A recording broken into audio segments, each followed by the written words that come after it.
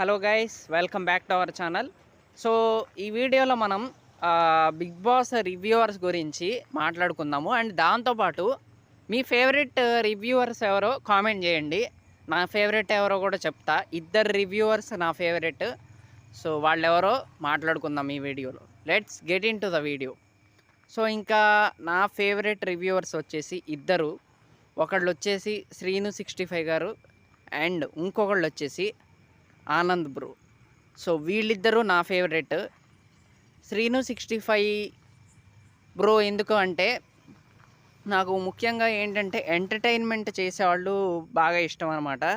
ఎందుకంటే big boss reviews చేసే టైంలో ఎంటర్టైనింగ్ వేలో చెప్పటం అనేది అది అంత ఈజీ కాదనే చెప్పాలి.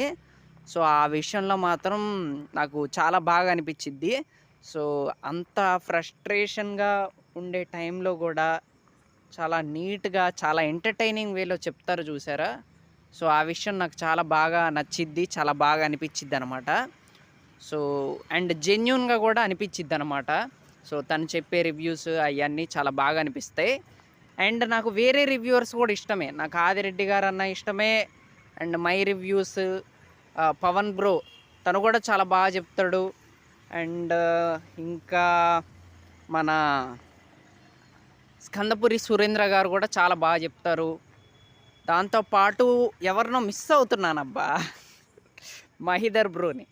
సో వీళ్ళందరూ కూడా చాలా బాగా చెప్తారు. వీళ్ళందరి రివ్యూస్ అన్న కూడా నాకు ఇష్టమే. బట్ ఫేవరెట్స్ అంటే మాత్రం వీళ్ళిద్దరే అనిపించిద్ది నాకైతే.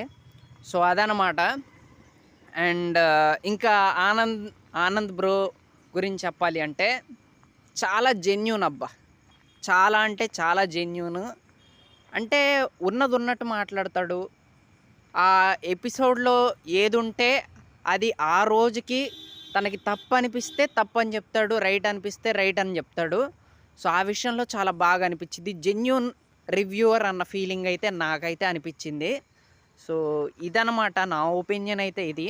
మరి మీ ఫేవరెట్ రివ్యూవర్స్ ఎవరో కూడా కామెంట్ సెక్షన్లో చెప్పండి. నాకైతే వీళ్ళిద్దరే అంటే జెన్యూన్గా అనిపిస్తారు. సో అంతకు మించి ఏమీ లేదు. సో అదనమాట.